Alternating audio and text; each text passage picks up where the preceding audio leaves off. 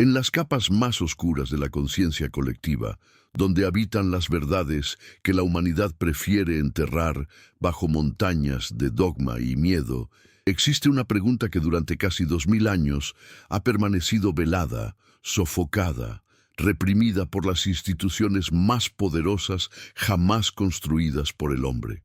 ¿Por qué la Iglesia ha temido siempre más a las preguntas que a las respuestas? ¿Por qué la verdad histórica ha sido sacrificada en el altar de la fe, como si ambas fueran enemigas mortales condenadas a no convivir?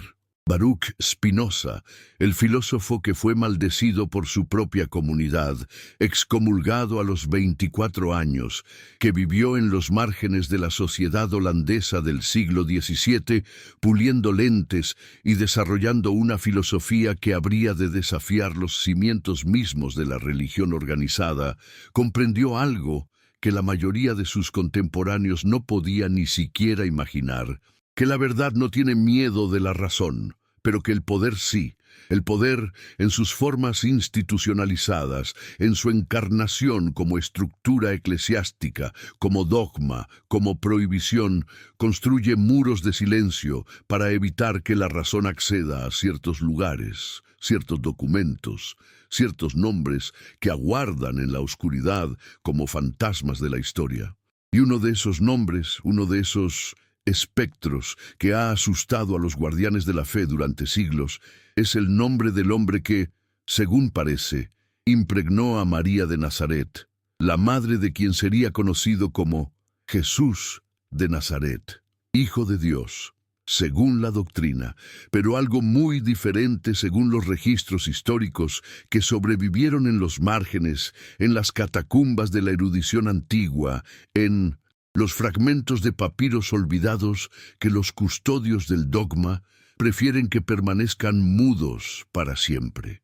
¿Qué significa que un dogma se derrumbe ante la razón?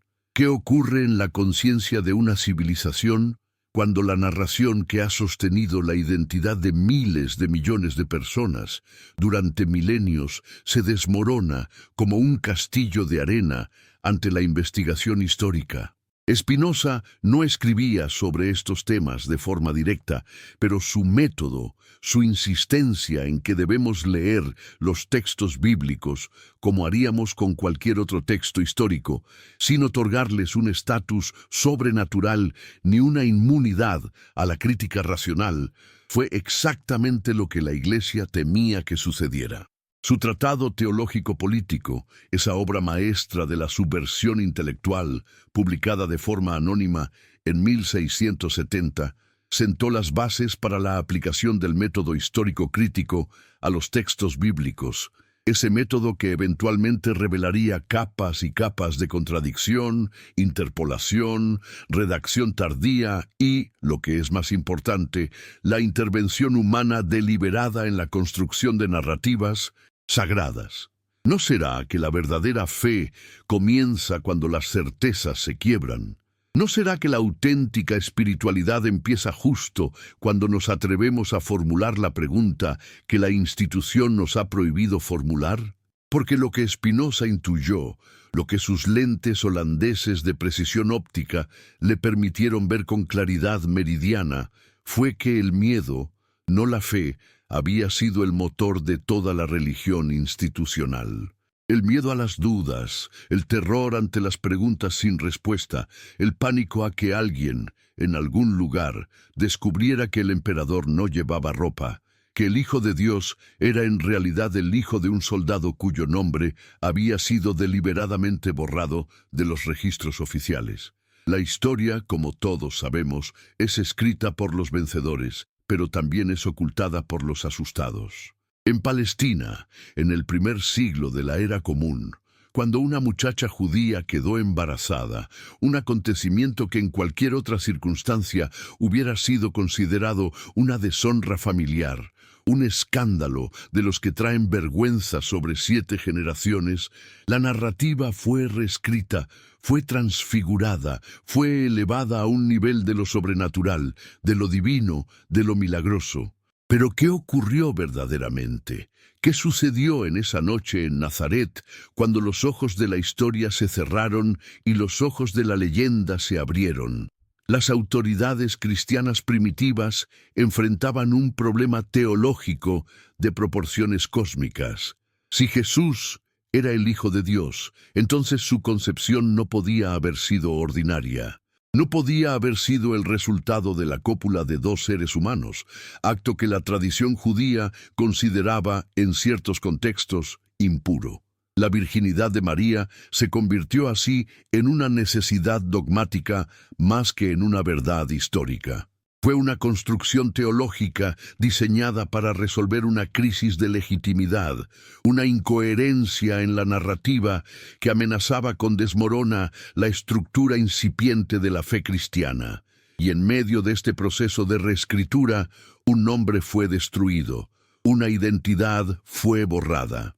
Un hombre, un soldado romano cuyo rostro fue olvidado y cuya historia fue enterrada bajo capas de oraciones, misa, veneración y dogma, desapareció de la historia oficial, aunque sus genes, sus cromosomas, su material biológico indiscutible, permanecieron vivos en cada célula del cuerpo de quien sería considerado el Salvador del mundo. ¿Por qué la Iglesia teme más a las dudas que a las herejías? Porque una herejía puede ser quemada, puede ser ejecutada, puede ser silenciada con fuego y espada.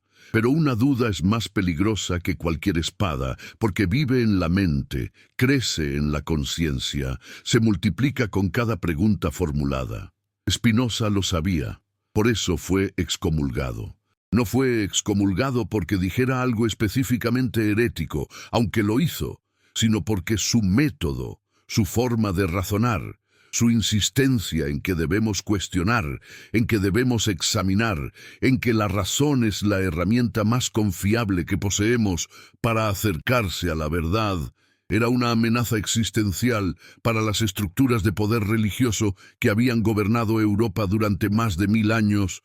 Su idea de que Dios y la naturaleza son una y la misma cosa, su panteísmo radical, su rechazo de la idea de un Dios personal que interviene en los asuntos humanos, no era solo una desviación teológica, sino una revolución silenciosa en la forma en que los seres humanos podían relacionarse con el universo sin la mediación de sacerdotes, obispos, papas y toda la maquinaria institucional de la Iglesia. Porque si Dios es la naturaleza, entonces Dios está en todas partes, en todo lugar, accesible a cualquiera que mire con los ojos abiertos. No se necesita mediador, no se necesita iglesia, no se necesita dogma, lo que se necesita es razón, claridad, el coraje de mirar a la verdad a los ojos, aunque esa verdad sea incómoda, desgarradora, destructiva para todo lo que has creído hasta ese momento. Cuando examinamos la evidencia histórica, cuando nos permitimos el lujo peligroso de ser historiadores antes que creyentes, antes que defensores de la fe, un cuadro diferente comienza a emerger. En los primeros escritos cristianos, en las cartas de Pablo, hay un silencio ensordecedor sobre los detalles de la concepción virginal de Jesús. Pablo, el apóstol más prolífico, el que estableció gran parte de la doctrina cristiana primitiva, escribió extensamente sobre la muerte y resurrección de Jesús, pero casi nunca menciona su nacimiento virginal. ¿Por qué? Porque esa narrativa fue desarrollada posteriormente, fue insertada en los evangelios de Mateo y Lucas, escritos décadas después de los eventos que pretenden narrar, en un momento en que la comunidad cristiana necesitaba amplificar el estatus divino de Jesús para competir con otros cultos de divinidades milagrosas que proliferaban en el mundo antiguo. Mitra, hijo de una virgen, nació el 25 de diciembre. Horus, hijo de Isis, era conocido como el Hijo de Dios. Dioniso, en ciertos relatos, fue concebido cuando Zeus, metamorfoseado, se unió a una mujer mortal. La historia de Jesús fue construida dentro de un patrón mítico que ya existía en el imaginario colectivo del Mediterráneo antiguo. Fue una estrategia de mercadotecnia religiosa antes de que existiera tal término. Una forma de hacer que el nuevo Dios cristiano resultara familiar, reconocible, prestigioso a los ojos de aquellos que habían crecido adorando a otras deidades concebidas de formas igualmente milagrosas. Pero en los márgenes, en los textos que fueron considerados apócrifos o demasiado peligrosos para ser incluidos en el canon, en ciertos manuscritos antiguos que han sobrevivido en bibliotecas oscuras y colecciones privadas, hay referencias a este nombre, a este hombre. Los evangelios apócrifos, particularmente el Evangelio de Felipe y ciertos fragmentos del Evangelio de María Magdalena, hacen alusiones sugestivas a la verdadera naturaleza de la concepción de Jesús. Y luego está el asunto de Pantera, un nombre que aparece en textos antiguos, tanto judíos como paganos. Panteras fue un soldado romano estacionado en Palestina, y hay evidencia de que su nombre fue asociado con la paternidad de Jesús en textos antiguos. El Talmud, el corpus de enseñanzas rabínicas compiladas siglos después de la vida de Jesús, contiene referencias oscuras a Jesús como Ben Pantera, el hijo de Pantera. Estos no eran secretos bien guardados en la antigüedad, eran conocidos, circulaban. Pero conforme el cristianismo se consolidó como religión de Estado, conforme se convirtió en el poder religioso dominante, estas historias incómodas fueron sistemáticamente suprimidas, los textos fueron destruidos, las interpretaciones fueron corregidas, las historias fueron reescritas. Y un hombre, que tal vez fue simplemente un soldado que se enamoró de una mujer, o que quizás fue simplemente un hombre que desgarró la vida de una mujer en una noche de violencia, fue borrado de la historia. ¿Qué significa que la verdad sea destruida deliberadamente? ¿Qué ocurre en el alma de una civilización que decide que es mejor mentir que enfrentar la realidad de sus propios cimientos? Spinoza formuló preguntas similares, aunque no exactamente sobre estos temas en particular. Su pregunta fundamental fue: ¿cómo es posible que los seres humanos continúen creyendo en cosas que contradicen su experiencia directa, su razón, su observación del mundo? Y su respuesta fue perturbadora en su simplicidad. Porque el miedo, porque la alteración emocional causada por el miedo es tan poderosa que puede distorsionar completamente nuestra percepción de la realidad. Nos dice que creyamos lo que nos dice la autoridad, porque si no creemos, nos quemarán. Nos dice que la verdad es lo que la Iglesia declara que es verdad, porque si cuestionamos eso, somos herejes, y los herejes son ejecutados. Bajo estas condiciones, la razón pierde su poder.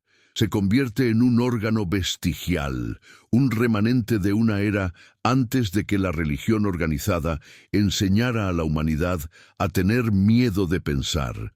Spinoza pasó casi toda su vida bajo la sombra de este miedo, aunque vivía en la relativamente liberal Holanda del siglo XVII. Pero incluso en ese lugar, incluso en ese tiempo, la amenaza era constante. Su comunidad de origen, la comunidad judía portuguesa de Ámsterdam, lo excomulgó. Sus amigos cristianos lo trataban con sospecha. Su nombre era sinónimo de ateo, de blasfemia, de peligro intelectual. Y sin embargo continuó escribiendo, continuó pensando, continuó puliendo sus lentes y puliendo sus ideas, refinándolas en el fuego de la razón, hasta que brillaran con una claridad que era peligrosa, que era hermosa, que era revolucionaria. Lo que Spinoza comprendió fue que la verdad, por supuesto, tiene un precio, tiene un costo, y ese costo es el consuelo que proporciona la ilusión. Porque la verdad sobre la paternidad de Jesús, la verdad de que fue concebido de forma ordinaria, la verdad de que su madre fue una mujer que quedó embarazada de un hombre, esa verdad es menos reconfortante que la historia del milagro. que la narrativa de la intervención divina, que la idea de que algo sobrenatural y maravilloso ocurrió en Nazaret hace 2000 años. La verdad dice que la vida es ordinaria, que los grandes eventos históricos a menudo tienen causas mundanas, que los hombres y mujeres que cambiaron el mundo eran solo eso, hombres y mujeres, no semidioses, no encarnaciones del Ser Supremo, sino criaturas finitas de carne y sangre sujetas a todas las fragilidades y limitaciones de la condición humana. Pero la fe religioso-institucional necesita misterio, necesita lo sobrenatural, necesita que haya algo que escape a la comprensión racional, porque en el momento en que la razón puede comprender todo, en el momento en que los misterios son revelados como mecanismos naturales, los sacerdotes pierden su poder. Ya no son intermediarios entre Dios y la humanidad, sino simplemente hombres que pretenden saber cosas que nadie puede realmente saber. Y si nadie necesita intermediarios, entonces nadie necesita la Iglesia. Esta fue la verdadera herejía de Spinoza, la que fue más allá de cualquier proposición teológica específica. Su insistencia en que la razón y la experiencia directa de la naturaleza eran suficientes para la comprensión de la realidad, que los seres humanos podían vivir vidas éticas y significativas sin la mediación de la institución religiosa. Ahora bien, imagina por un momento el miedo que esto debe haber generado en Roma, en los siglos cuando el cristianismo se estaba consolidando como la religión del imperio. Imagina a los líderes de la naciente iglesia, hombres de poder, hombres que habían pasado la mayor parte de sus vidas construyendo una estructura de autoridad religiosa, una jerarquía de obispos y papas y sacerdotes que canalizaba el poder espiritual hacia el centro, hacia el Vaticano, hacia sí mismos. Imagina que se enteran de que hay textos antiguos, papiros, manuscritos, que contienen la verdad sobre la concepción de Jesús, que hay un nombre, el nombre de un soldado romano, que podría desacreditar la narrativa fundamental del cristianismo. ¿Qué harían? ¿Qué opción tenían? No podían simplemente decir, sí, está bien, el cristianismo se basa en una mentira, pero tampoco podían permitir que la verdad circulara libremente. La solución fue la supresión, fue la destrucción de textos, fue la reescritura de la historia, fue la creación de un canon cerrado de textos autorizados que podrían ser interpretados únicamente por los custodios autorizados de la Iglesia. Y todos aquellos que cuestionaran esta narrativa oficial, que presentaran evidencia alternativa, que formularan las preguntas correctas, fueron marcados como herejes y tratados en consecuencia. La historia de la represión intelectual de la Iglesia es también la historia de la represión de la verdad, la represión de la razón, la represión de la capacidad del ser humano para acceder directamente a la realidad sin intermediarios institucionalizados que filtren, que censuren, que distorsionen. En Portugal, en Ámsterdam, en cualquier lugar donde la Inquisición tenía poder, la verdad sobre estos asuntos era peligrosa, era simplemente demasiado peligrosa. Y entonces, durante siglos, durante los cuales se escribieron millones de sermones, millones de misas, millones de oraciones en honor a la virginidad de María, millones de imágenes fueron creadas mostrando la anunciación del ángel, millones de personas fueron enseñadas a venerar como parte de su fe esta doctrina de la concepción virginal. La verdad fue guardada bajo 7 llaves. La verdad que era simplemente que un hombre amó a una mujer, o un hombre violó a una mujer, o un hombre tuvo relaciones sexuales con una mujer, como ha ocurrido incontables veces a lo largo de la historia humana.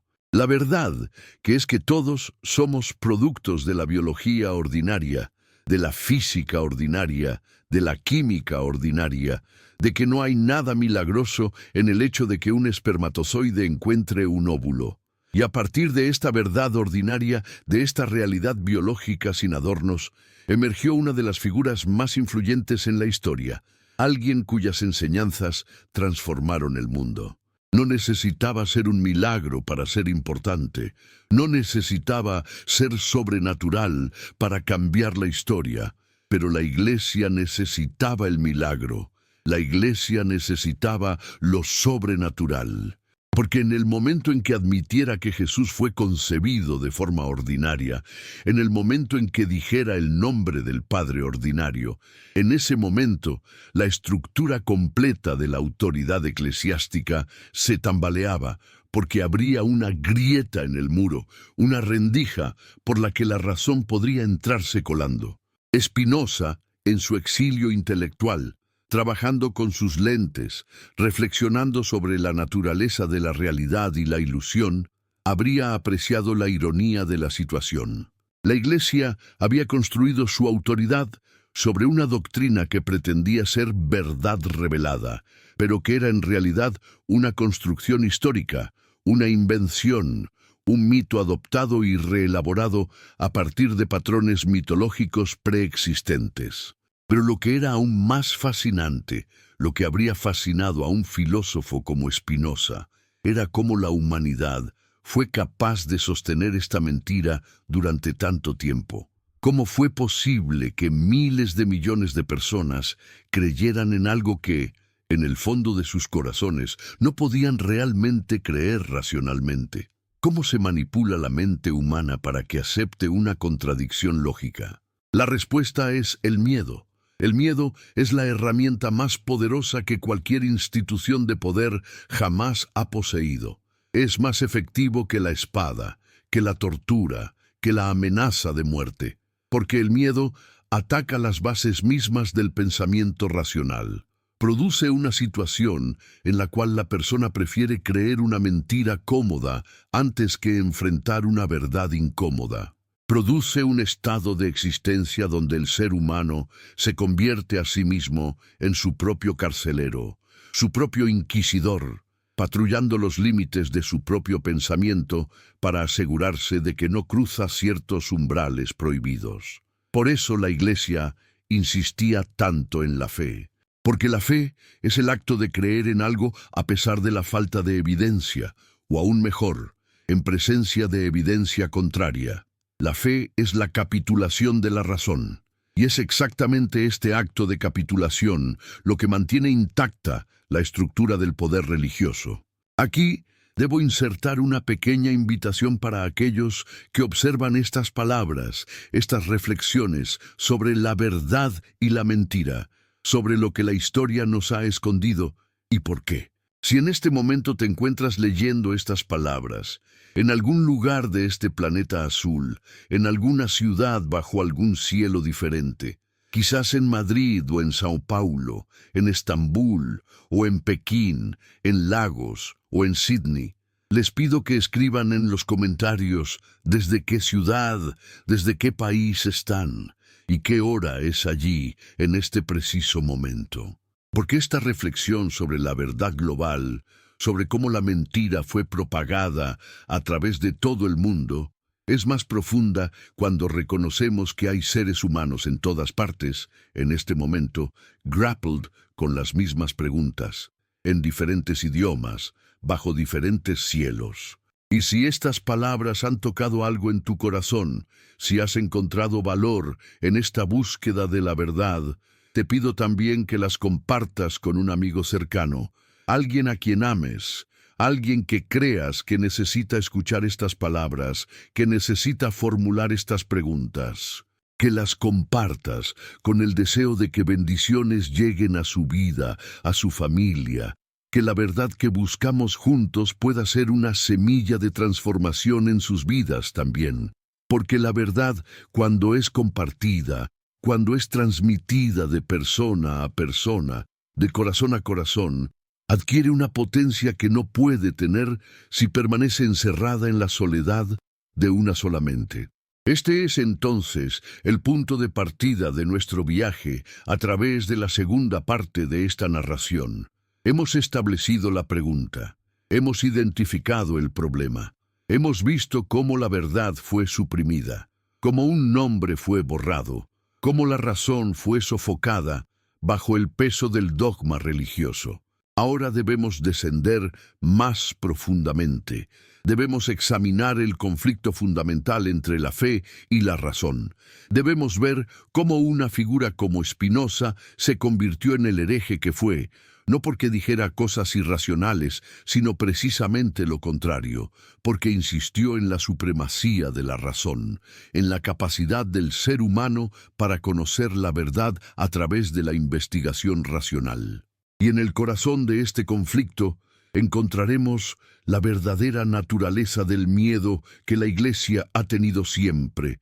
El miedo a que una pregunta sea formulada y jamás pueda ser sin formulada. El miedo a que alguien en algún lugar levante su voz y diga, pero espera, ¿y si todo esto es una mentira? ¿Y si todo lo que nos han enseñado a creer es simplemente un mecanismo de control? La verdad, como veremos, no puede ser enterrada para siempre. Emerge, se filtra, se propaga, y cuando lo hace, nunca vuelve a haber completa paz para aquellos que conocen la verdad, pero pretenden no conocerla. Spinoza comprendió algo que pocos de sus contemporáneos podían comprender. Mientras la mayoría de los filósofos de su tiempo escribían sobre la naturaleza de Dios, sobre los atributos divinos, sobre la compatibilidad entre la libertad humana y la omnisciencia divina, Spinoza formulaba una pregunta más fundamental. ¿Cómo llegamos a saber lo que creemos que sabemos? ¿Cuáles son las fuentes verdaderas de nuestro conocimiento? Y su respuesta fue revolucionaria. Identificó 3 géneros de conocimiento. El primero era la experiencia aleatoria, el conocimiento que obtenemos de encuentros casuales con las cosas, de la experiencia sin reflexión sistemática. Este era el conocimiento que la mayoría de las personas poseía sobre la mayoría de los temas. Era el conocimiento que los sacerdotes utilizaban para manipular a las multitudes, diciendo: «Créeme, porque yo he tenido acceso a la verdad revelada». Este primer género de conocimiento era fácilmente corrupto, fácilmente manipulable, fácilmente convertible en ilusión. El segundo género era el conocimiento racional, el conocimiento de las causas universales, de las leyes de la naturaleza, de las estructuras lógicas que subyacen a toda realidad. Este era el conocimiento que la ciencia buscaba, el conocimiento que surgía cuando uno se tomaba el tiempo para investigar, para formular hipótesis, para probar, para razonar sistemáticamente sobre las cosas. Este segundo género de conocimiento era menos susceptible a la manipulación, porque dependía del razonamiento lógico que todos los seres humanos racionales podían verificar por sí mismos. Y luego estaba el tercer género, el conocimiento intuitivo, la comprensión inmediata de cómo las cosas particulares fluían necesariamente de los atributos infinitos de la naturaleza, de Dios. Este era el conocimiento más elevado, el conocimiento verdaderamente liberador, porque te permitía ver toda la realidad desde el punto de vista de la eternidad, subspecie a eternitatis, como Spinoza decía. Pero para alcanzar este tercer género de conocimiento, primero debías ascender a través del segundo, debías desarrollar tu razón, debías estar dispuesto a cuestionar todo lo que te habían enseñado. Ahora bien, ¿qué habría significado aplicar este método spinoziano al estudio de los evangelios? ¿Qué habría significado tomar los textos bíblicos como uno tomaría cualquier otro documento histórico antiguo, sin asumir que eran infalibles, sin asumir que transmitían una verdad sobrenatural? Habría significado hacer preguntas incómodas. ¿Quiénes fueron los autores reales de estos textos? ¿En qué contexto fueron escritos? ¿Qué motivaciones políticas y sociales moldearon su composición? ¿Cuándo fueron redactados realmente? ¿Qué cambios fueron realizados a lo largo del tiempo? ¿Qué textos fueron considerados autoritativos y cuáles fueron excluidos? ¿Y por qué? Estas eran exactamente las preguntas que Spinoza formulaba en su tratado teológico político, y eran preguntas peligrosas porque conducían inevitablemente a conclusiones que desafiaban la autoridad de la Iglesia. Si los evangelios fueron escritos décadas después de los eventos que describen, entonces no son testimonios de testigos oculares, sino reconstrucciones posteriores, filtradas a través de la memoria, la teología, las agendas políticas. Si los autores de los evangelios tenían motivaciones específicas, entonces es posible que hayan moldeado la narrativa para que sirviera esas motivaciones. Si diferentes evangelios contienen diferentes historias sobre el mismo evento, entonces no pueden todos ser literalmente verdaderos. Entonces es necesario hacer una elección, una interpretación, una decisión sobre cuál creer. Y cuando comienzas a hacer estas elecciones, cuando comienzas a interpretar, entonces admites que el texto no es una verdad clara e inequívoca, sino un documento histórico que requiere hermenéutica, que requiere el ejercicio del juicio humano. Esto era exactamente lo que la Iglesia no podía permitir. Porque si admitía que los textos bíblicos eran documentos históricos como cualquier otro, entonces admitía que podían ser errados, que podían ser reinterpretados, que no tenían la autoridad infalible que la institución eclesiástica había afirmado que poseían durante siglos. Y si los textos no eran infalibles, entonces, ¿cuál era la base para la autoridad de la Iglesia? La Iglesia estaba construida sobre la roca de la infalibilidad de sus textos sagrados, sobre la idea de que poseía las palabras de Dios, reveladas, inmutables, verdaderas para siempre. En el momento en que esa roca comenzaba a desmoronarse, toda la estructura comenzaba a tambalearse. Por eso los teólogos ortodoxos atacaban a Spinoza con tanta ferocidad. No era simplemente que desagradara a las autoridades religiosas, era que su método de análisis textual, aplicado sistemáticamente, tendría el efecto de destruir los cimientos mismos sobre los cuales estaba construida la autoridad eclesiástica. Pero hay algo aún más profundo en la crítica de Spinoza, algo que va más allá de la cuestión de la autoría textual o la interpretación histórica. Su pregunta fundamental era, ¿por qué la gente cree? ¿Por qué continuamos creyendo en cosas que no tenemos razón para creer? Y su respuesta era perturbadora porque llegaba al corazón de la condición humana. Spinoza argumentaba que los seres humanos son fundamentalmente seres de pasiones antes que de razón.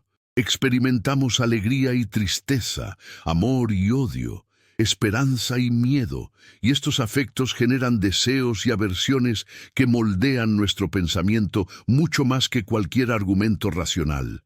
Y el miedo en particular era el más poderoso, porque genera una especie de contracción del alma, una disminución de nuestra potencia de pensar y actuar.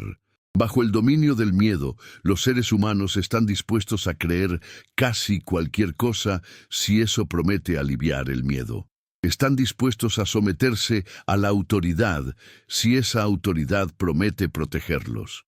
Están dispuestos a abandonar su libertad de pensamiento si esa sumisión promete seguridad. La religión institucional, desde la perspectiva spinoziana, era un mecanismo para el cultivo y la perpetuación del miedo como forma de control social. Te enseña a tener miedo de Dios. Te enseña que debes obediencia absoluta a Dios, y esa obediencia es administrada por los sacerdotes de la Iglesia. Te enseña que si no obedeces, si formulas preguntas, si dudas, entonces serás castigado en la otra vida con el sufrimiento eterno. Bajo estas condiciones, el miedo se vuelve la fuerza dominante en tu existencia, y la razón, esa capacidad que habría permitido que pensaras críticamente y cuestionaras estas narrativas de miedo, se ve reducida a la sumisión. ¿Qué ocurría entonces en la mente de alguien que, como Spinoza, era lo suficientemente valiente o lo suficientemente inconsciente de las consecuencias para formular la pregunta que podía destruir todo esto. ¿Qué ocurría cuando se permitía pensar, cuando se atrevía a cuestionar, cuando se negaba a permitir que el miedo gobernara su razón? Lo que ocurría era que comenzaba a ver a través de la ilusión, viendo que la estructura completa del cristianismo institucional se construía sobre una base de miedo y manipulación, viendo que los textos que se suponía que eran la palabra de Dios eran en realidad documentos históricos escritos por hombres con agendas políticas. Viendo que la promesa de salvación eterna era una herramienta de control utilizadas para mantener a la población en obediencia, viendo que, en lugar de liberar a los seres humanos, la religión institucional los mantenía encadenados a la ignorancia y el miedo. Y cuando Spinoza vio estas cosas, cuando permitió que su razón desarrollada a través del rigor intelectual accediera a estas verdades, se convirtió en un hombre marcado. Su comunidad de origen, la comunidad judía portuguesa de Ámsterdam, lo excomulgó con una ceremonia que fue diseñada para ser profundamente humillante. Lo maldijeron, lo expulsaron, lo marcaron como enemigo de la fe, porque sabían instintivamente que aquello que Spinoza representaba era más peligroso que cualquier acto de impiedad cometido anteriormente. Representaba la capacidad de la razón para liberarse del miedo, la capacidad del ser humano para pensar por sí mismo sin intermediarios institucionalizados. Ahora, imaginemos que es el siglo I de la era común. Imaginemos que somos historiadores antiguos, no creyentes ni devotos, sino simplemente personas interesadas en comprender qué sucedió realmente en Palestina en ese tiempo. Examinamos la evidencia disponible. Los evangelios nos dicen que María era virgen, que fue impregnada de forma milagrosa por el Espíritu Santo. Pero consideremos lo que sabemos sobre cómo se propagan los relatos milagrosos en el mundo antiguo. Consideremos cómo otras religiones de la antigüedad tenían historias casi idénticas sobre sus divinidades. Consideremos que los relatos del nacimiento virginal de Jesús aparecen únicamente en 2 de los 4 evangelios, Mateo y Lucas, mientras que Marcos, el evangelio más antiguo, ni siquiera menciona el nacimiento, comenzando su relato directamente con el bautismo de Jesús por Juan. Consideremos que Pablo, escribiendo décadas antes que Mateo y Lucas, nunca menciona la concepción virginal, aunque habla extensamente de la importancia teológica de Jesús. ¿Qué habría sucedido? Habríamos llegado a la conclusión de que la historia del nacimiento virginal era una leyenda que fue desarrollada posteriormente, que fue agregada al relato para dar a Jesús un estatus más exalted, un pedigrí más divino. Habríamos identificado que esta era una interpolación teológica, no una verdad histórica. Y luego está el asunto del nombre que ha sido borrado. Los talmudistas judíos, escribiendo siglos después, se refieren a Jesús como Ben Pantera, el hijo de Pantera. Pantera fue un soldado romano cuyo nombre aparece en registros antiguos. Es posible que fue simplemente un soldado estacionado en Palestina que tuvo relaciones con María. Es posible que fue una relación amorosa. Es posible que fue una violación. La historia ha hecho borrosa esta línea. Pero el hecho es que su nombre fue preservado en algunos textos antiguos, aunque la Iglesia cristiana hizo todo lo posible por suprimirlo, por reescribir la narrativa, por transformar un hecho biológico ordinario en un milagro sobrenatural. ¿Por qué? Porque el significado teológico era más importante que la verdad histórica. Porque la institución necesitaba una verdad que sirviera sus propósitos de poder, no una verdad que sirviera la comprensión histórica precisa de lo que sucedió.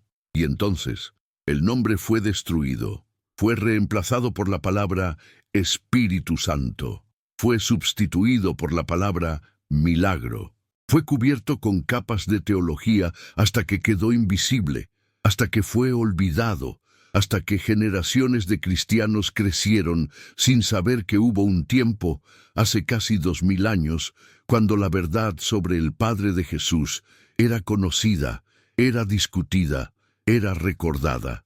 Pero fue deliberadamente, sistemáticamente olvidada en nombre de la fe, en nombre de la doctrina, en nombre de la autoridad de la Iglesia. Spinoza habría visto esto como el ejemplo perfecto de cómo la institución de poder usa la verdad como algo manipulable, como algo que puede ser reescrito según sea necesario para servir los intereses del poder. Su filosofía se oponía fundamentalmente a esta manera de relacionarse con la verdad. Para Spinoza, la verdad era lo que es, independientemente de lo que los hombres en el poder desearan que fuera. La verdad es que las cosas tienen causas, que los eventos suceden según leyes naturales que pueden ser conocidas y comprendidas, que Dios o la naturaleza opera según estas leyes fijas e invariables, que los milagros, en el sentido de violaciones de las leyes de la naturaleza, no suceden, porque si sucedieran, significaría que la naturaleza, que es Dios, puede violar sus propias leyes, lo cual es una contradicción lógica. Spinoza razonaba que si una virgen concibe a un hijo sin la participación de un hombre, eso sería una violación de las leyes de la reproducción biológica. Pero sabemos que tales cosas no suceden. Sabemos que la reproducción siempre requiere la participación de un macho y una hembra. Por lo tanto, la historia del nacimiento virginal de Jesús debe ser falsa, debe ser una leyenda, una invención, una construcción teológica. Esta conclusión habría sido, para la Iglesia cristiandad, absolutamente aniquiladora. Habría atacado no simplemente una doctrina particular, sino el método mismo por el cual la Iglesia afirmaba tener acceso a la verdad. Si la Iglesia podía estar equivocada sobre un asunto tan fundamental como la concepción de Jesús, entonces, ¿qué más se equivocaba en? ¿Qué más habían reescrito, reformulado, manipulado? ¿En qué podría confiarse? Entonces, la pregunta retórica que debemos formular ahora es, ¿cuántas verdades hemos aceptado sin cuestionamiento porque nos enseñaron que eran verdades reveladas? ¿Cuántas mentiras hemos creído porque el miedo nos impidió cuestionar? ¿Cuántos nombres han sido borrados de la historia? ¿Cuántos hechos han sido reescritos? ¿Cuántos aspectos de nuestro pasado colectivo han sido distorsionados? Porque la verdad era inconveniente para aquellos que tenían el poder de definir qué era verdad. Spinoza nos enseña que la única forma de escapar de estas redes de ilusión es cultivar la razón, es permitirse formular las preguntas que la autoridad nos dice que no formulemos. Es examinar el mundo con los ojos abiertos y la mente crítica.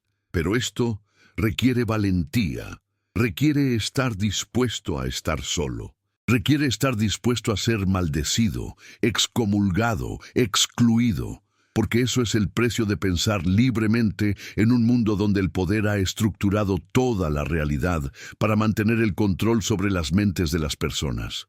Spinoza pagó este precio. Vivió en la pobreza, vivió aislado, vivió bajo la sombra de la amenaza, pero nunca abandonó su compromiso con la verdad. Nunca permitió que el miedo lo silenciara.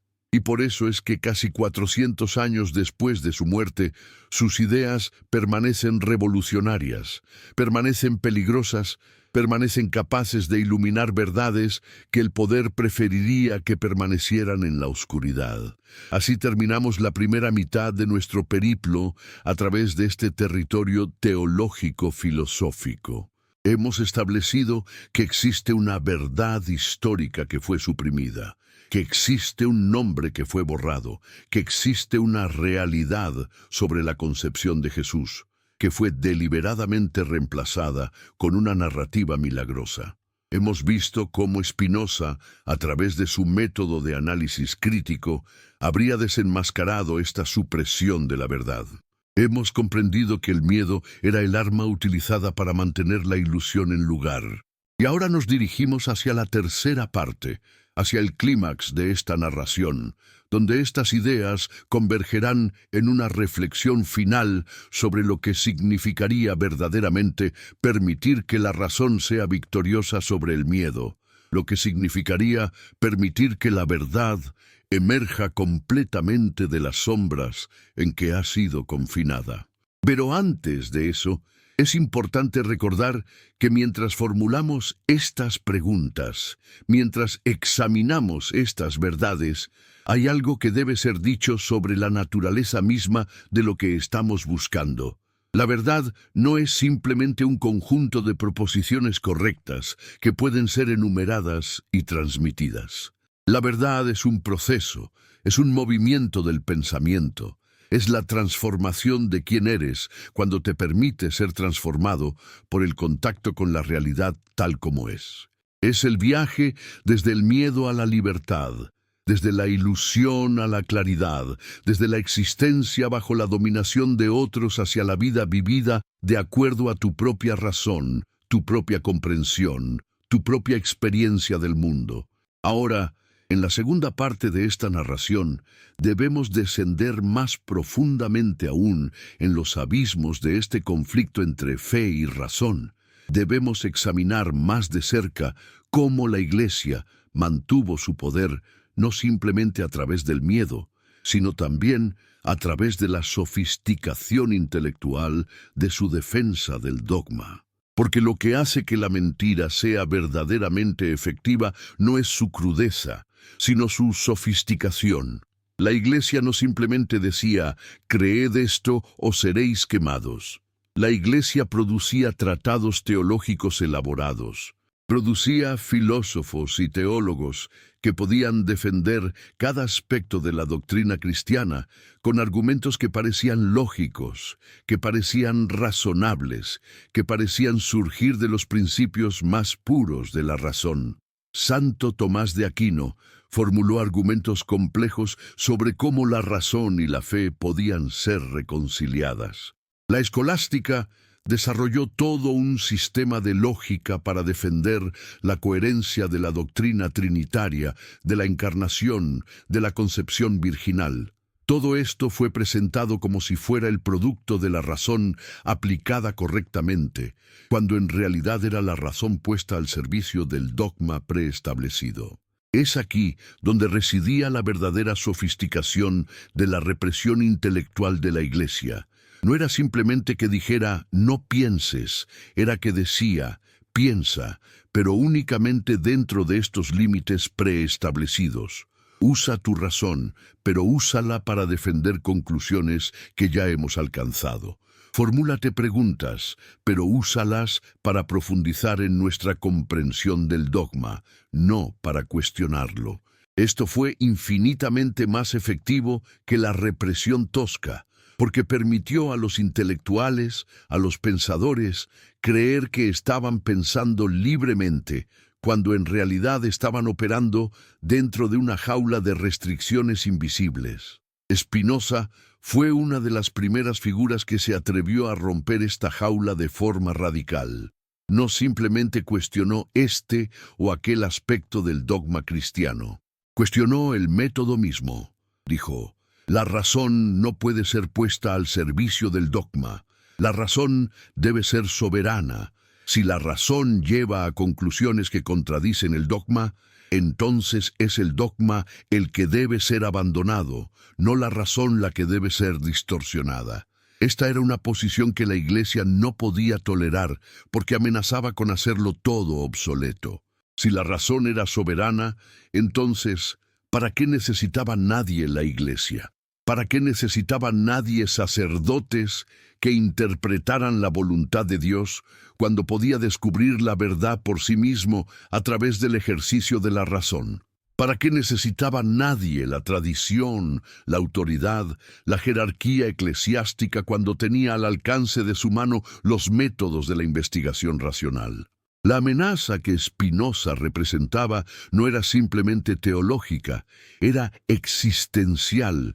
Era la amenaza de que toda la estructura de poder podría colapsar si una sola piedra angular, la autoridad de la Iglesia para definir la verdad, fuera removida. Y porque Spinoza comprendía todo esto, porque vio con una claridad casi sobrenatural cómo funcionaba realmente el poder institucional, porque era lo suficientemente valiente para escribir sobre estas cosas abiertamente, fue excomulgado, fue maldecido con un anatema que fue una de las maldiciones más severas jamás pronunciadas. El documento de su excomunión, que todavía existe, es una lectura asombrosa en su crudeza, en su violencia, en su intento de borrar completamente la existencia de un hombre de la comunidad de los vivientes. Fue un intento, en otras palabras, de aplicar el mismo método de supresión de la verdad que había sido aplicado al nombre del Padre de Jesús. El nombre de Spinoza fue borrado, fue maldecido, fue consignado al olvido. Y sin embargo, sus ideas permanecieron. No pudieron ser quemadas, no pudieron ser maldecidas fuera de la existencia, porque eran ideas, y las ideas tienen una densidad que los cuerpos no poseen. Las ideas no pueden ser excomulgadas, las ideas no pueden ser asesinadas. Las ideas únicamente pueden ser suprimidas mediante la prevención de su comunicación, mediante la censura, mediante la creación de un orden donde no está permitido incluso pensar en ellas. Entonces, ¿cuál fue exactamente el crimen de Spinoza? ¿Qué formuló que fue tan peligroso que merecía este nivel de represión? En primer lugar, propuso su método histórico crítico de análisis bíblico. Sugirió que los textos bíblicos debían ser leídos como textos históricos, no como transmisiones de verdad divina. Esto significaba que debían ser examinados en su contexto histórico, que se debía indagar sobre sus autores, que se debía reconocer que podían ser errados, que podían ser incompletos, que podían haber sido manipulados. En segundo lugar, propuso su concepto de Dios como naturaleza, su panteísmo radical que eliminaba la posibilidad de un Dios personal que respondiera a las oraciones, que interviniera en los asuntos humanos, que realizara milagros. Si Dios era la naturaleza, entonces todas las cosas que sucedían de acuerdo a las leyes de la naturaleza. No había excepciones, no había intervenciones milagrosas. No había un Dios que decidiese interrumpir el funcionamiento del universo para favorecer a sus devotos. En tercer lugar, y quizás lo más importante, Spinoza propuso su ética de la razón y el amor intelectual de Dios.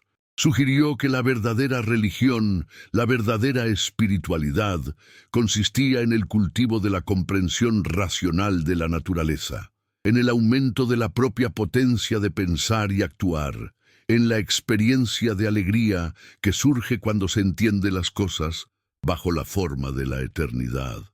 No consistía en la obediencia ciega a la autoridad, no consistía en el miedo a Dios, no consistía en la adherencia a rituales sin sentido, consistía en la libertad, en el ejercicio de la razón, en la búsqueda incesante de la verdad.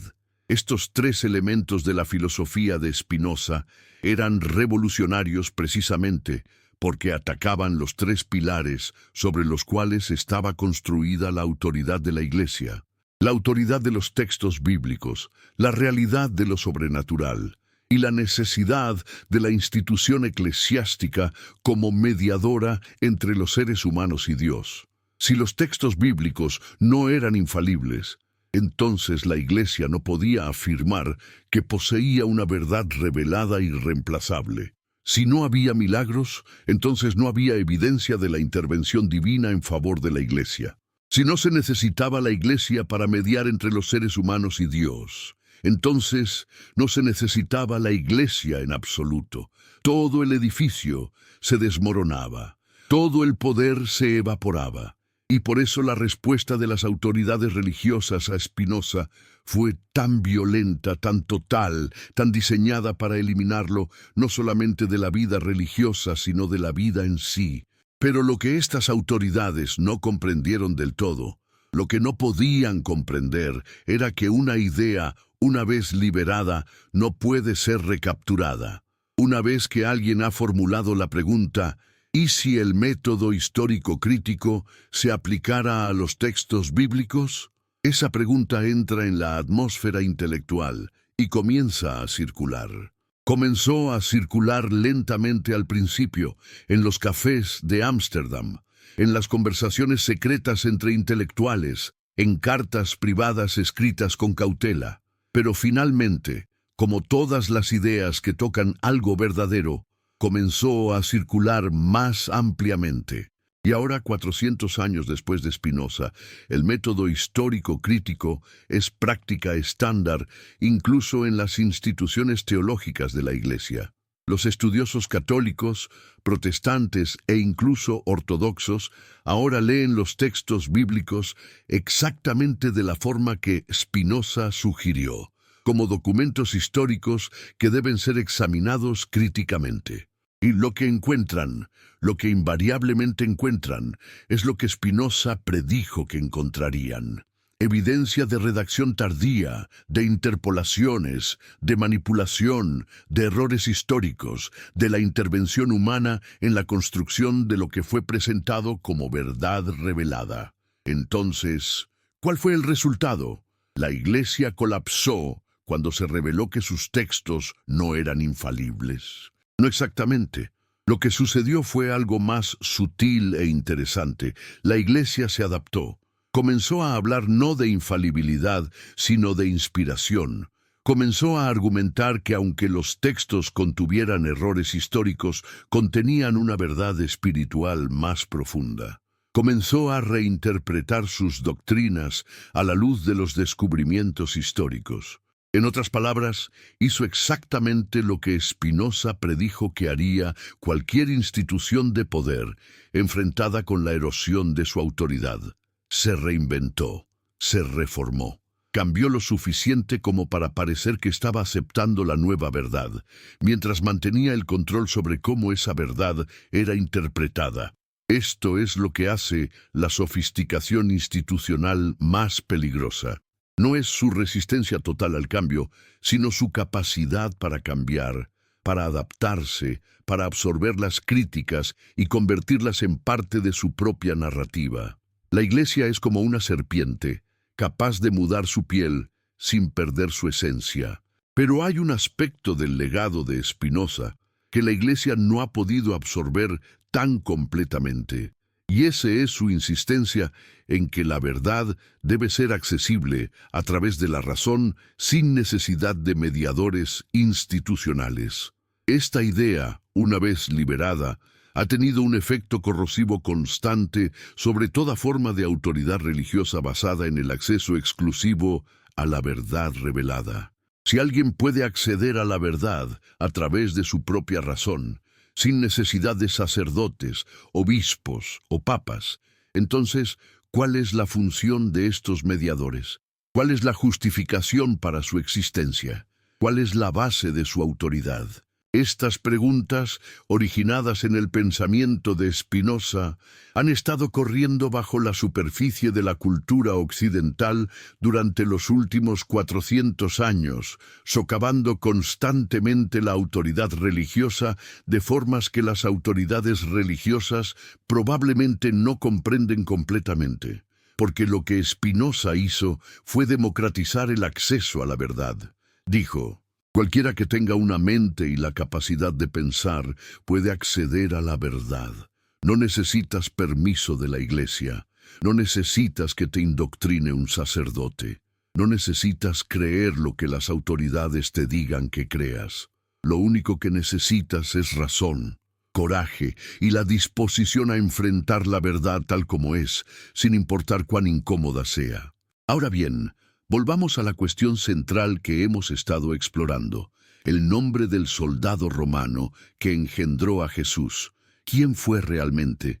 ¿Qué sabemos de él? Los registros históricos son fragmentarios.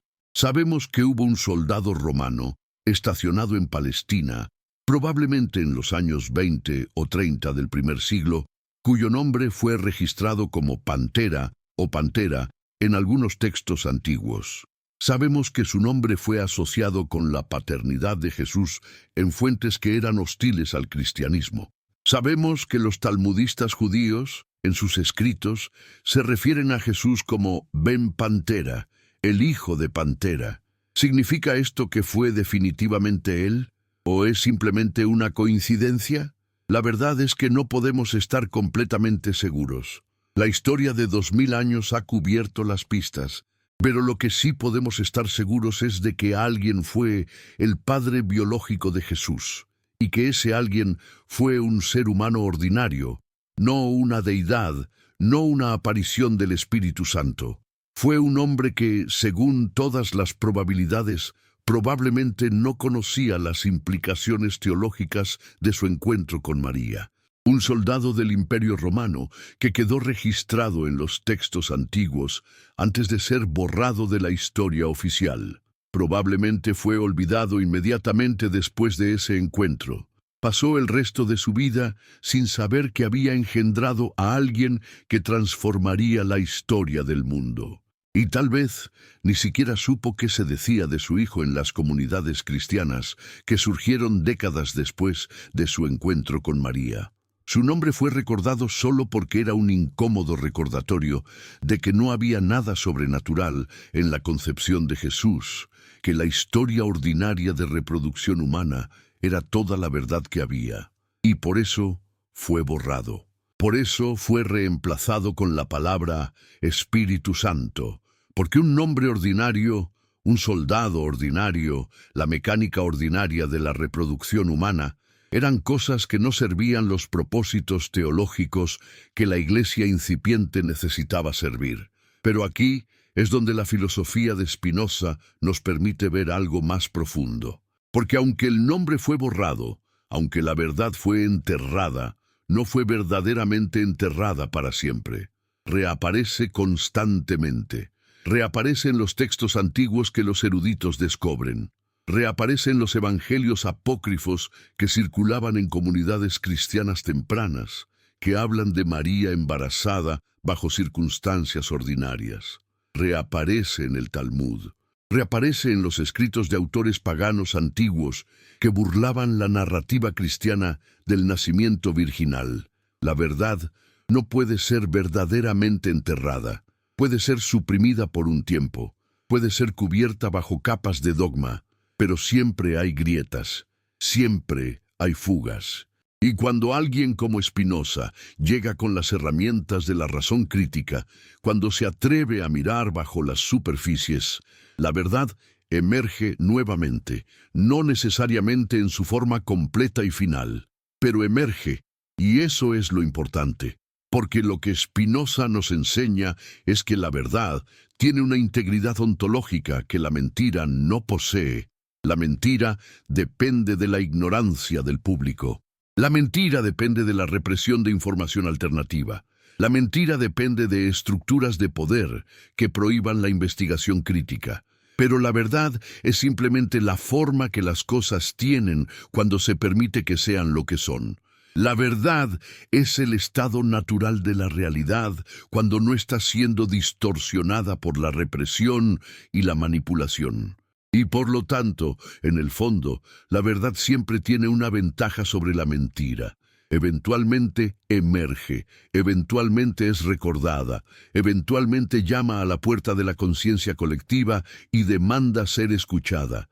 Esto no significa que la verdad siempre venza, que siempre sea aceptada, que siempre transforme la sociedad de la manera que sería óptimo si lo hiciera. Significa simplemente que la verdad y la mentira no están en un terreno igualmente estable. Uno es construido sobre la roca de la realidad, el otro es construido sobre la arena del miedo y la ignorancia. Y cuando llueve, cuando llega el momento de la crisis, siempre es uno el que se desmorona. Así que ahora, en el punto medio de nuestro viaje a través de esta narración filosófica, deberíamos parar para hacer otra pausa reflexiva. Hemos visto cómo un nombre fue borrado. Hemos visto cómo una verdad histórica fue transformada en un mito sobrenatural. Hemos visto cómo la institución de la Iglesia utilizó todos los recursos a su disposición para reprimir esta verdad, para evitar que circulara, para castigar a aquellos que la transmitían o la buscaban. Y hemos visto cómo una figura como Spinoza fue capaz de ver a través de este velo de ilusión, de usar el poder de la razón para desnudar el mecanismo del control religioso. Pero lo que debemos considerar ahora es la pregunta de la consecuencia. ¿Qué significa vivir después de haber descubierto que la verdad sobre la cual se construyó tu identidad es falsa? ¿Qué significa crecer como cristiano? Creer en la virginidad de María, creer en el milagro del nacimiento virginal, y luego descubrir que probablemente nunca sucedió así, que probablemente fue simplemente un hombre ordinario que engendró un hijo ordinario, que ese hijo luego se convirtió en una figura extraordinaria, pero por razones que no tenían nada que ver con su concepción. ¿Es esta una pérdida o es una liberación? ¿Es la pérdida del milagro también la pérdida de la fe? ¿O es el comienzo de una fe más profunda, más verdadera, basada no en la ilusión, sino en la realidad? Spinoza habría argumentado que es una liberación. Habría argumentado que la verdad, sin importar cuán incómoda sea, siempre es superior a la mentira, sin importar cuán reconfortante sea. Habría argumentado que la capacidad de vivir de acuerdo a la razón, de ver el mundo tal como es realmente, de construir tu comprensión de la realidad sobre la base de lo que es verdadero en lugar de lo que es tranquilizador, es el camino hacia la libertad genuina.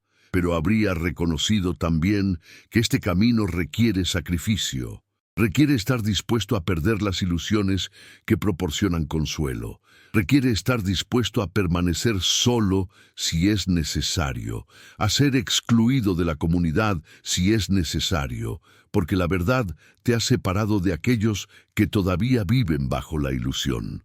Esto es el precio que pagan todos aquellos que se atreven a pensar libremente. La soledad, el aislamiento, la incomprensión de aquellos que todavía viven dentro del sistema de ilusión. Pero también existe una compensación. Existe la integridad de vivir de acuerdo a tu propia comprensión. Existe la paz mental que surge de saber que tu pensamiento es tu propio, que no ha sido colonizado por la autoridad externa. Existe la alegría que surge del conocimiento de que estás viviendo de acuerdo a la verdad, de que tu vida está construida sobre una base sólida y no sobre la arena de la ilusión. Ahora debemos avanzar hacia la tercera y última parte de esta narración, hacia el clímax, donde estas ideas alcanzarán su punto máximo de tensión y significado. Porque lo que hemos explorado hasta ahora ha sido la prehistoria de nuestra pregunta central, la contexto histórico y filosófico dentro del cual podemos comprender realmente lo que está en juego. Ahora debemos dirigir nuestra atención completamente hacia la pregunta fundamental que subyace a toda esta narración. ¿Qué sucede cuando la verdad finalmente emerge completamente? ¿Qué sucede cuando no puede más ser enterrada? ¿Cuál es el significado de la verdad en un mundo que ha sido construido sobre la base de mentiras? ¿Y cuál es nuestra responsabilidad como seres racionales que hemos accedido a esta verdad, de transmitirla a otros, de permitir que otros también accedan a la libertad que surge del conocimiento de la verdad? En el corazón mismo del ser humano existe una grieta, una fisura que nunca puede ser completamente cerrada, una brecha que se abre cada vez que elegimos una mentira cómoda por encima de una verdad incómoda. Spinoza llamaría a esto una disminución de la potencia de ser, una amputación de la capacidad del alma para expresar su naturaleza plena. Porque el ser humano, cuando elige la ignorancia sobre el conocimiento, cuando elige permanecer bajo la ilusión, cuando elige aceptar una narrativa que sabe en lo profundo de su ser que es falsa, se está haciendo violencia a sí mismo, se está negando la oportunidad de vivir de acuerdo a su propia razón.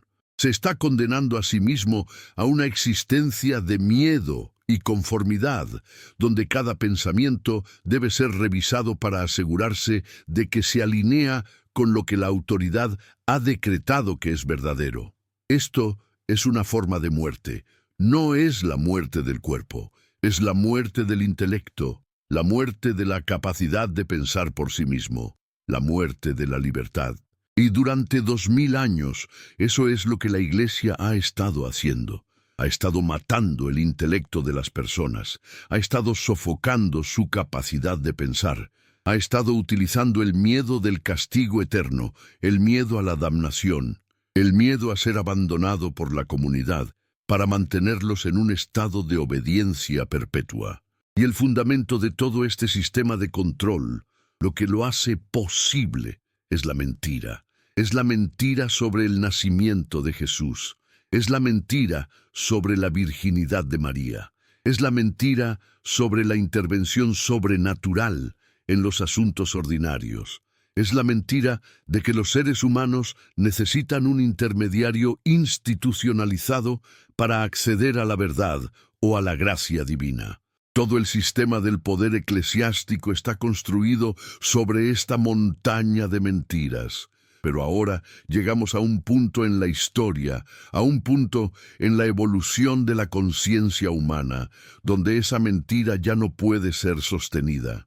Demasiadas personas han accedido a la verdad histórica. Demasiados eruditos han escudriñado los textos antiguos. Demasiados historiadores han excavado el terreno histórico. La verdad ha comenzado a filtrarse a través de las grietas en el muro del dogma. Y aunque la Iglesia ha hecho todo lo posible por adaptarse, por reformarse, por reinterpretarse para acomodar esta verdad emergente, no puede simplemente ir a las masas y decir: durante 2000 años les hemos estado diciendo que la Virgen María concibió sin la participación de un hombre. Pero ahora sabemos que probablemente no fue así. Durante 2000 años les hemos dicho que un milagro sobrenatural ocurrió. Ahora sabemos que probablemente fue simplemente una mujer joven que quedó embarazada como resultado de relaciones sexuales ordinarias con un hombre ordinario. No puede decir esto porque significaría admitir que la estructura fundamental sobre la cual ha construido su autoridad es falsa. Significaría reconocer que ha estado manipulando a sus seguidores, que ha estado utilizando la mentira como herramienta de control. Por lo tanto, hace lo que todas las instituciones de poder hacen cuando enfrentan el colapso de su legitimidad. Se entierra más profundamente. Se retrae a los reductos de sus creyentes más devotos. Intenta mantener vivo el mito para aquellos que todavía tienen miedo de aceptar la verdad. Pero para aquellos que tienen ojos para ver y oídos para escuchar, la verdad es cada vez más evidente. ¿Y qué es la verdad? Es simplemente que Jesús fue un ser humano ordinario, en el sentido de que fue concebido ordinariamente, de que sus genes provinieron de dos padres humanos, de que no hay nada sobrenatural en su origen biológico. Pero esto no significa que fue ordinario en otros sentidos. Significa que aquello que lo hizo extraordinario, aquello que lo convirtió en una figura que cambió la historia, fue algo que surgió de su vida, de sus enseñanzas, de su forma de vivir, no de su método de concepción. Una concepción ordinaria no hace que un ser humano sea ordinario. Napoleón fue concebido ordinariamente. Einstein fue concebido ordinariamente. Todas las mujeres y hombres extraordinarios que han vivido fueron concebidos ordinariamente. Lo que los hizo extraordinarios fue lo que hicieron con su vida, no cómo comenzó su vida. Y sin embargo, la Iglesia ha insistido durante 2000 años que Jesús necesitaba haber sido concebido de forma extraordinaria para ser extraordinario, que necesitaba haber sido sobrenatural desde el momento de su concepción para ser de importancia histórica y teológica. Esto es un reflejo de una inseguridad profunda. Es una sugerencia de que la humanidad en sí misma no puede ser lo suficientemente extraordinaria, de que se necesita lo sobrenatural para validar la importancia de una vida humana, de que a menos que una vida comience como milagro, no puede ser significativa. Pero esta creencia es falsa. Una vida vivida de acuerdo a la razón, una vida dedicada a la búsqueda de la verdad, una vida vivida con integridad y libertad, es un milagro. No necesita violaciones de las leyes de la naturaleza. Es milagro suficiente que la naturaleza sea capaz de producir seres conscientes, que pueden pensar, que pueden amar, que pueden buscar la verdad, que pueden vivir de acuerdo a los dictados de su propia razón. Esto es un milagro de la magnitud más grande, si es que milagro es la palabra adecuada para describir lo que la naturaleza, de acuerdo a sus propias leyes, es capaz de producir. Ahora permíteme formular una serie de preguntas retóricas que penetren más profundamente en el corazón de lo que estamos discutiendo. ¿Por qué la humanidad ha tenido tanta dificultad en aceptar que Jesús fue un ser humano ordinario en su concepción, pero extraordinario en su vida? ¿Por qué es necesario que creamos en milagros biológicos para respetar a las figuras históricas?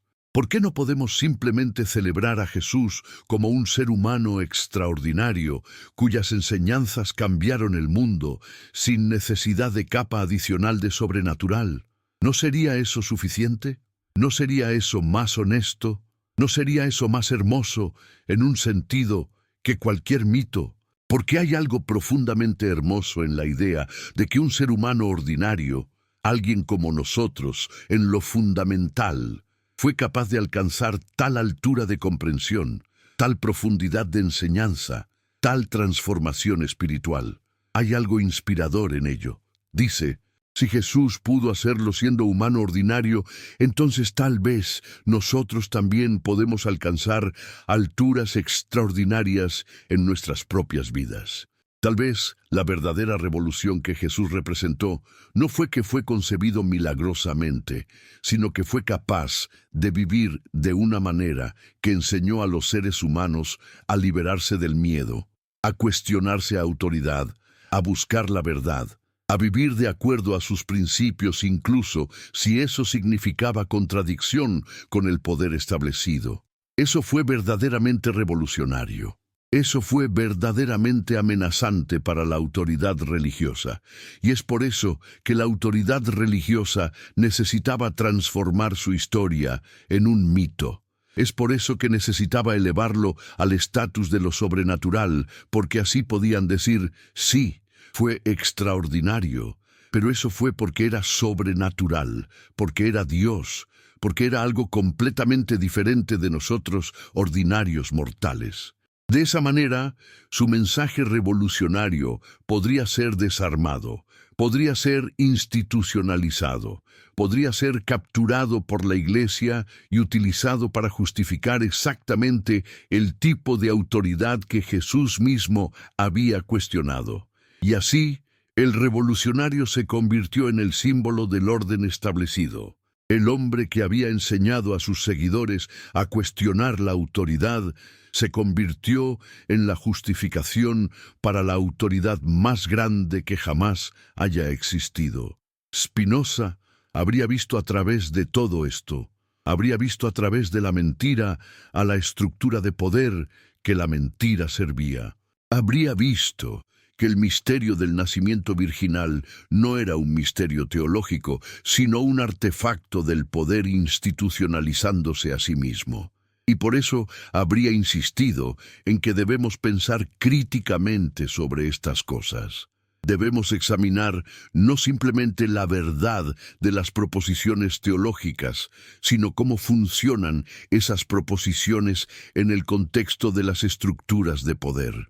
Debemos preguntarnos no simplemente ¿es verdad que Jesús fue concebido sin la participación de un hombre?, sino también ¿quién se beneficia de la creencia en esta proposición?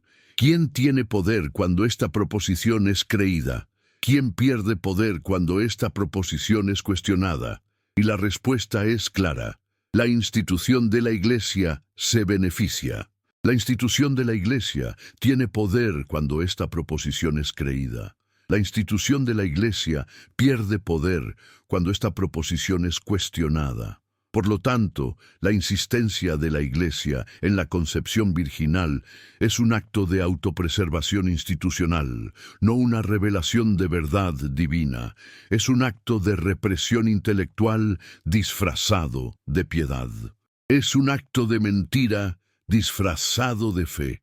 Y cuando comprendemos esto, cuando lo vemos realmente claramente, ocurre algo. Se produce un cambio de conciencia. Ya no puedes ver la Iglesia de la misma manera. Ya no puedes aceptar sus afirmaciones sobre la verdad con el mismo nivel de credulidad. Comienzan a surgir preguntas. Si la Iglesia mintió sobre la concepción virginal, ¿qué más mintió?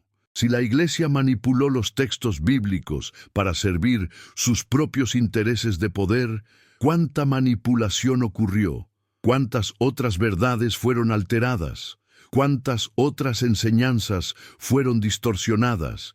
Y una vez que comienzas a formular estas preguntas, una vez que le permites a la razón que haga su trabajo, ya no puedes volver a una posición de inocencia. Ya no puedes simplemente creer lo que te dicen. Debes investigar, debes cuestionarte, debes construir tu propia comprensión de la verdad basada en la evidencia y la razón. Y Spinoza nos enseña que este proceso, aunque es difícil, aunque es solitario, aunque te puede separar de aquellos que todavía viven bajo la ilusión, es el camino hacia la libertad. Es el camino hacia la vida vivida de acuerdo a la razón, no de acuerdo al miedo. Es el camino hacia la auténtica espiritualidad, no el simulacro institucionalizado. Ahora bien, ¿qué significa esta comprensión para nosotros en el tiempo presente? ¿Qué significa en el mundo actual, donde la Iglesia ya no tiene el poder que tuvo en el pasado, donde el método histórico crítico se ha convertido en parte del currículum académico estándar, incluso en las instituciones teológicas cristianas? ¿Significa que ya hemos llegado al final de la historia, que la verdad ha finalmente prevalecido? Desafortunadamente, la respuesta es no, porque lo que hemos aprendido de Spinoza es que el miedo nunca realmente desaparece, simplemente cambia de forma. La represión intelectual nunca realmente termina, simplemente encuentra nuevas formas de expresarse. En el mundo moderno, la represión del conocimiento de la verdad sobre la concepción de Jesús no viene principalmente de la Iglesia, sino del deseo de muchas personas, incluso entre los educados, de mantener viva la ilusión, porque la ilusión es reconfortante. La idea de que un Dios personal existe, de que se preocupa por nosotros, de que interviene en nuestras vidas, de que nos protege, es enormemente reconfortante. La idea de que los seres humanos somos especiales, de que fuimos creados con propósito, de que nuestras vidas tienen significado cósmico, es enormemente reconfortante. Y muchas personas, incluso si están conscientes de que estas creencias probablemente no son verdaderas, prefieren mantenerlas porque el precio de la verdad es demasiado alto. El precio de la verdad es vivir en un universo que es indiferente a nosotros, que no fue creado para nosotros, que tiene sus propias leyes que funcionan sin tomar en cuenta nuestros deseos o nuestras necesidades. El precio de la verdad es la responsabilidad de crear nuestro propio significado, en lugar de recibirlo de una autoridad externa. El precio de la verdad es la libertad, pero la libertad es también un peso, y no todos están dispuestos a acarrear ese peso. Spinoza comprendía esto. Sabía que la mayoría de los seres humanos no estarían dispuestos a seguir el camino de la razón hasta sus conclusiones lógicas finales. Sabía que incluso aquellos que tenían la capacidad intelectual para hacerlo, a menudo carecían del coraje emocional para hacerlo. Y así escribió no esperando convencer a las masas, sino esperando sembrar semillas de pensamiento crítico que eventualmente germinaran en las mentes de aquellos valientes o desesperados o hambrientos de verdad lo suficiente como para seguir el camino hasta el final. Y de hecho, eso es lo que sucedió. Las ideas de Spinoza fueron ampliamente ignoradas durante su vida y después de su muerte. Pero gradualmente, lentamente, a través de los siglos, fueron absorbidas en la corriente principal del pensamiento occidental. Fueron importantes para el desarrollo de la Ilustración. Fueron importantes para la ciencia moderna. Fueron importantes para el desarrollo del pensamiento histórico crítico. Fueron importantes para el surgimiento de la democracia y los derechos humanos. Las ideas de un hombre maldecido, excomulgado, quien vivió en el exilio intelectual y en la pobreza material, gradualmente transformaron la forma en que la civilización occidental piensa sobre la verdad, sobre el conocimiento, sobre la libertad. Eso es el poder de las ideas. Eso es porque el miedo de la autoridad a las ideas es tan justificado. Las ideas son verdaderamente más poderosas que los imperios. Las ideas son verdaderamente más longevas que el poder institucional. Las ideas pueden ser suprimidas, pueden ser excomulgadas, pueden ser maldecidas a la perdición y sin embargo permanecen vivas, corriendo bajo la superficie de la cultura, esperando el momento en que puedan emerger y transformar todo. Y entonces, llegamos finalmente a la conclusión, llegamos al final de esta narración. ¿Podemos cerrar el libro sobre esta historia del soldado romano, la Virgen María, la Iglesia y la represión de la verdad? No, porque lo que Spinoza nos enseña es que no hay conclusión final. La búsqueda de la verdad nunca termina. La lucha entre el miedo y la razón, entre la ilusión y la claridad, entre la represión y la libertad, es coextensiva con la condición humana. Mientras haya seres humanos capaces de pensar, habrá este conflicto. Habrá siempre aquellos en el poder que intenten mantener la ilusión viva, que intenten reprimir la verdad, que intenten mantener a otros ignorantes, porque la ignorancia es más fácil de controlar que la razón. Y habrá siempre aquellos que se nieguen a aceptar la ilusión, que insistan en la verdad, sin importar el costo, que elijan la libertad sobre la seguridad, la razón sobre el miedo. Y la tensión entre estos dos grupos, entre estas dos formas de ser, es lo que impulsa la historia, es lo que genera el cambio, es lo que, lentamente, a lo largo de siglos, lleva a la civilización hacia formas más justas, más libres, más razonables de existencia. Ahora, permitidme hacer un segundo llamado a aquellos que están leyendo o viendo estas palabras en este momento. Si estas reflexiones han tocado algo en vuestro corazón, si han despertado preguntas que previamente yacían dormidas, os pido que no las dejes dormidas. Os pido que persigáis esas preguntas, que investiguéis, que leáis, que penséis críticamente no solamente sobre las creencias religiosas, sino sobre todas las creencias que habéis aceptado sin cuestionamiento. Y cuando descubráis la verdad, cuando os deis cuenta de que muchas de las cosas que creíais eran falsas, no os asustéis, no os desesperéis. En su lugar, regocijaos. Regocijaos porque habéis sido liberados. Habéis sido liberados del peso de la ilusión. Habéis sido liberados de la necesidad de ajustar vuestra mente para alinearla con mentiras. Habéis sido liberados para vivir de acuerdo a vuestra propia razón, vuestro propio entendimiento, vuestra propia experiencia de la verdad. Y más aún, os pido que compartáis esta verdad con otros. Que escribáis en los comentarios no simplemente desde dónde estáis viendo este video, qué país, qué ciudad, aunque eso también nos encanta saber, sino también lo que esta narración os ha hecho pensar. ¿Qué preguntas se han despertado en vuestras mentes? Compartid vuestros pensamientos, vuestras dudas, vuestros descubrimientos. Porque la verdad, cuando es compartida, cuando es transmitida de persona a persona, adquiere una potencia que no tiene cuando permanece encerrada en una sola mente. Y os pido también que compartáis este video con alguien a quien améis, con una persona cercana en vuestra vida, con alguien que creáis que se beneficiaría de estas reflexiones, que necesita escuchar estas preguntas.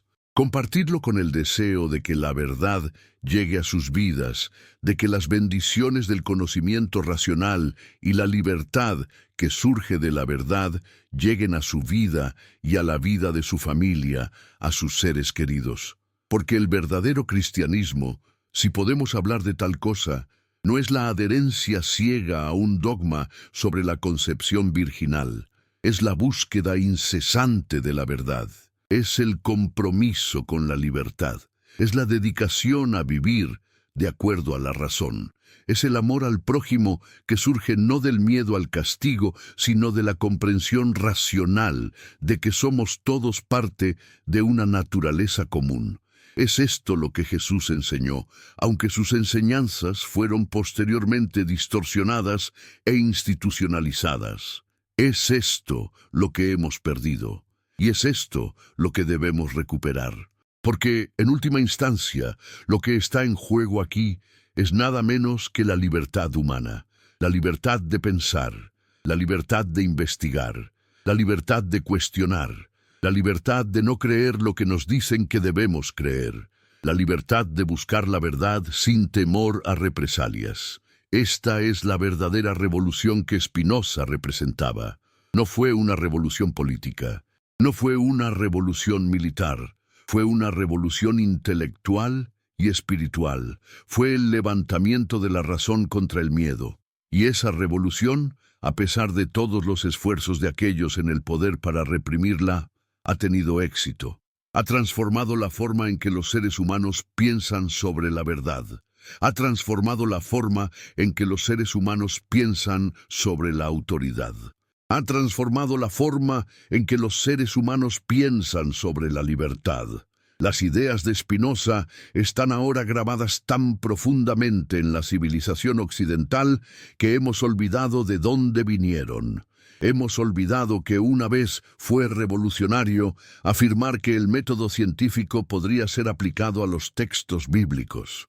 Hemos olvidado que una vez fue revolucionario afirmar que la razón humana era capaz de acceder a la verdad sin necesidad de mediadores institucionalizados. Hemos olvidado que una vez fue revolucionario insistir en que los seres humanos tenían el derecho de formular preguntas incómodas, de desafiar la autoridad, de buscar la verdad sin importar a dónde los llevara. Hemos olvidado todo esto porque lo hemos normalizado, lo hemos integrado en la estructura de nuestra civilización. Ahora es el sentido común, pero fue una vez herético, fue una vez peligroso, fue una vez el crimen por el cual la gente fue quemada. Y así, mientras nos dirigimos hacia el final de esta larga meditación sobre la verdad, sobre la mentira, sobre el poder, sobre la libertad, sobre el nombre del soldado romano que fue borrado de la historia, debemos recordar que la verdad en última instancia siempre prevalece. No siempre prevalece rápidamente, no siempre prevalece de la manera que esperaríamos. Pero eventualmente la verdad prevalece. Eventualmente aquello que fue verdadero en el segundo siglo pero fue reprimido durante 2000 años reaparece. Eventualmente, los nombres que fueron borrados reaparecen en los textos antiguos.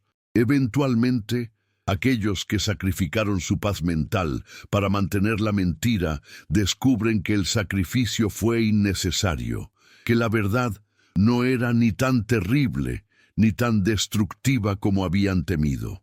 Y más importante, eventualmente, descubren que la libertad que surge de la verdad, el poder que surge de la razón, la alegría que surge de la integridad de vivir de acuerdo a tu propia comprensión, son bienes infinitamente más valiosos que cualquier consuelo que la ilusión pudiera haber proporcionado.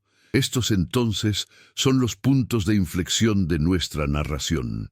Estos son los momentos donde el viaje del pensamiento crítico encuentra su culminación, donde la búsqueda de la verdad llega a su punto más álgido, donde la lucha entre el miedo y la razón alcanza su máxima intensidad. Spinoza, desde las sombras del pasado, desde su muerte hace más de 3 siglos, continúa hablándonos, continúa diciéndonos: usa tu razón, desafía la autoridad. Busca la verdad sin importar el costo, y descubrirás que lo que temías perder al abandonar la ilusión es reemplazado infinitamente por lo que ganas al abrazar la verdad. Descubrirás que la libertad de pensar por ti mismo es una riqueza que ningún poder institucional puede comprarte, porque es simplemente tuya. Descubrirás que la belleza de la verdad es una belleza que la ilusión jamás puede igualar, porque la verdad está enraizada en la realidad, en la estructura fundamental del universo, mientras que la ilusión es simplemente aire, sombra, nada. Y así llegamos al final de este viaje largo y denso, a través de las capas de la historia, a través de los abismos de la filosofía, a través de los laberintos del poder y la represión intelectual. Hemos visto de dónde vino la mentira. Hemos visto por qué fue propagada. Hemos visto cómo fue mantenida viva durante siglos. Y hemos visto cómo, a través de la razón, a través del pensamiento crítico, a través del coraje intelectual, la verdad eventualmente emerge, irreprimible, indestructible, para transformar la forma en que entendemos el mundo. Porque esto es lo que es fundamentalmente cierto, que la verdad, una vez conocida, no puede ser desconocida. Una vez que has visto la realidad tal como es, ya no puedes pretender no haberla visto. Una vez que has formulado la pregunta que cambia todo, la pregunta ya está formulada y vivirá para siempre en tu conciencia. Y esto es el regalo de Spinoza, el regalo de todos aquellos que se han atrevido a pensar libremente a pesar de la represión. El regalo de que la libertad es posible, que la verdad es accesible, que la razón es más poderosa que el miedo, y que la vida vivida de acuerdo a la razón, aunque sea solitaria, aunque sea difícil, aunque nos separe de aquellos que todavía viven bajo la ilusión, es infinitamente más valiosa, infinitamente más hermosa, infinitamente más significativa que cualquier vida vivida en cadenas de ignorancia y conformidad. El nombre del soldado romano permanece olvidado. Su identidad ha sido borrada por el tiempo y la represión intelectual. Pero la verdad de que fue él, que fue un hombre ordinario que engendró un hijo que se convirtió en extraordinario, esa verdad continúa. Se filtra a través de los textos antiguos, se preserva en los fragmentos de la historia que sobrevivieron a la censura. Y más importante, se preserva en la estructura misma del pensamiento racional humano. Porque una vez que se permite que la razón haga su trabajo, una vez que se permite que la investigación histórica proceda sin censura, esta verdad reaparece, siempre reaparece. No importa cuántas veces sea enterrada, no importa cuántas veces sea maldecida, no importa cuántas veces sea declarada herética. La verdad tiene una tenacidad, una persistencia, una capacidad de resurrección que la mentira simplemente no posee.